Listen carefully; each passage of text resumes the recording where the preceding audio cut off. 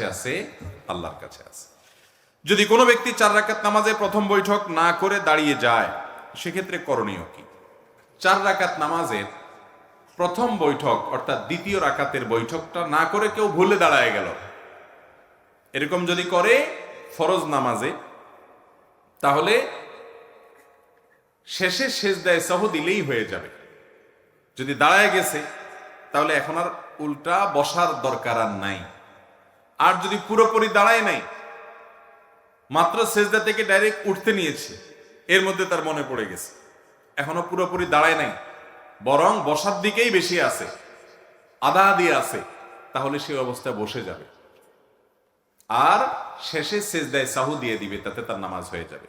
আর যদি সে দাঁড়ায় যায় তারপরে মনে পড়ে, অনেক সময় দেখা যায় ইমাম সাহেব ভুলে দ্বিতীয় রাকাতে দাঁড়ায় গেছে, পেছন থেকে মুক্তাদি লোকমা দিছেন, তো লোকমা দিলে তখন ইমাম সাহেব দাঁড়ায় যদি গিয়ে থাকেন আর বসতে যাবেন না, নামাজ শেষ করে ফেলবেন এবং শেষে সেজদা সই দিবেন, নামাজ হয়ে যাবে।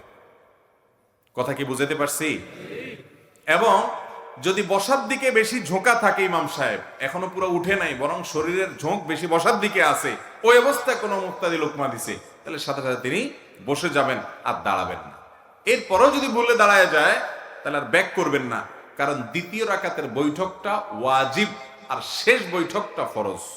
বিধায় প্রথম বৈঠকটা ওয়াজিব যদি ছুটে যায়, সেজদা ও সাহু দিলে নামাজ হয়ে যাবে। ইমাম সাহেবের ভুল হতে পারে কি পারে না? কিন্তু আমাদের দেশে ইমাম সাহেবের ভুল হলে আমরা মুক্তাদিরা এমন একটা ভাব ধরি যে ইমাম সাহেবের আবার ভুল হয়, তার মানে এই বেচারা নামাজে মনোযোগ নাই, এবং ইমাম সাহেবের বিরুদ্ধে বাজারে বাজারে দোকানে দোকানে ফিস ফিস ফিস ফিস শুরু হয়। আছে না নাই? এই জন্য রমজান মাসে খতম তারাবিতে অনেক হাফেজ দুইজনে চুক্তি করে নেয় যে আমার ভুল হলে তুমি চুপচাপ থাকবা, খবরদার, তোমার ভুল হলেও আমি কিচ্ছু বলবো না, চুপচাপ থাকবো।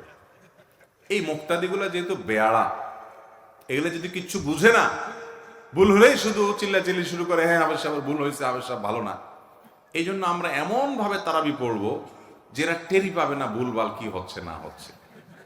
পরবর্তীতে নামাজ শেষ হলে তুমি বলিও আমার কোথায় ভুল হয়েছে, পরের দিন আমি দরকার হলে ঠিক করে দিব, তারপরে ভাই লোকমা দিব না আমরা একজন আরেকজন। এরকম চুক্তিতে অনেক হাফেজ সাহেবরা তারাবি শেষ করে শুধুমাত্র এই মুক্তাদিদের 1 ইঞ্চি বেশি বুঝার কারণে। সব জায়গায় বেশি বুঝলে লাভের চাইতে ক্ষতি বেশি হয়। ইমাম সাহেব বা হাফেজ সাহেবদের ভুল হতে পারে কি পারে না? খুবই স্বাভাবিক একটা ব্যাপার, খুব স্বাভাবিক।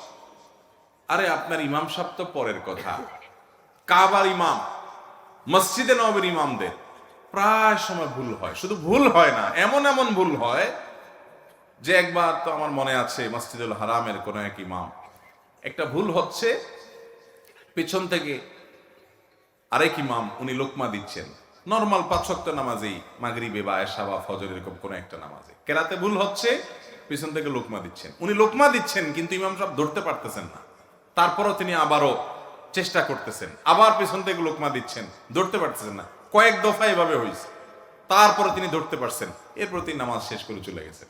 আমাদের দেশে হলে এই ইমামের চাকরি আর জীবনেও যে 3 বার লোকমা দেওয়া লাগছে আপনারা, তাও ধরতে পারেন না, আপনি কেমন ইমাম? ভাইরা আমার, কাবার ইমাম তো পরের কথা। আমাদের নবীজি সাল্লাল্লাহু আলাইহি সাল্লাম, আল্লাহর নবী, একদিন তিনি নামাজের মধ্যে ভুলে আগে বসে গেছেন। সাহাবীরা ভয়ে পিছন থেকে লোকমা দেয় না, যে উনি তো আল্লাহর নবী, আল্লাহ তাআলা তাকে সরাসরি গাইড করে জিবরিল দিয়া। তাহলে 4 রাকাতের জায়গায় তিনি 3 রাকাতে বসে গেছেন, নিশ্চয়ই আল্লাহ তাআলার কোন নতুন বিধান হয়তো আসছে। সালাম ফেরানোর পর সাহাবীরা বললেন, ইয়া রাসূলুল্লাহ, আকুসিরাতিস সালাতু আম নাসিত, নামাজ কি আল্লাহ কমায় দিয়েছে না আপনি ভুলে গেছেন? নবী করিম সাল্লাল্লাহু আলাইহি সাল্লাম বললেন, বাল নাসিত, না না আমি ভুলে গেছি বরং। এরপরে শুধরাই নিলেন। তাহলে আমাদের ইমাম সাহেবদের ভুল হওয়া স্বাভাবিক না অস্বাভাবিক?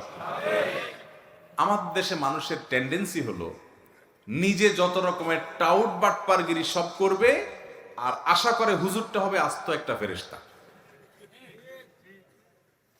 এটা ভুল। হুজুরও মানুষ, দিন শেষে ভুল হতেই পারে, এটাকে স্বাভাবিকভাবে নিতে হবে, এটাকে দোষের কিছু মনে করা যাবে না। তাহলে সেক্ষেত্রে সব ঠিকঠাক থাকবে। আর না হলে যে হাফেজরা চুক্তি করবে, আপনি টেরও পাবেন না। বুঝতে পারছেন? বেশি চালাকি করা যাবে না। তাহলে কথা হলো, ইমাম সাহেব যদি ভুল করেন, মুক্তাদিরা লোকমা দিবেন। প্রায় সময় ভুল হতে পারে, কোনো দোষের কিছু নেই, কোনো দোষের কিছু নেই। মনোযোগ না থাকার কারণেই সবসময় ভুল হয় এমন না। বয়সের ভারের কারণে, শারীরিক অসুস্থতার কারণে, নানা কারণে হতে পারে। এ হওয়াটা দোষের না। ভুল হওয়াটা যদি দোষের হতো, তাহলে নবীজির ভুল নামাজের মধ্যে হতো না। আল্লাহ তাআলা তার নবীজির ভুল হয়ে, ভুল করায়া নামাজের মধ্যে প্রমাণ করেছেন যে তোমাদের ইমামদের এরকম ভুল হতে। কিন্তু এর মানে এই না যে ইমাম সাহেবরা দায়িত্বহীন থাকবেন।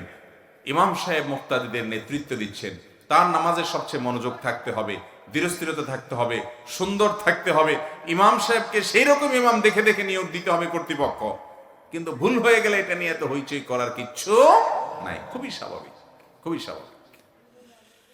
এরপরে প্রশ্ন হলো,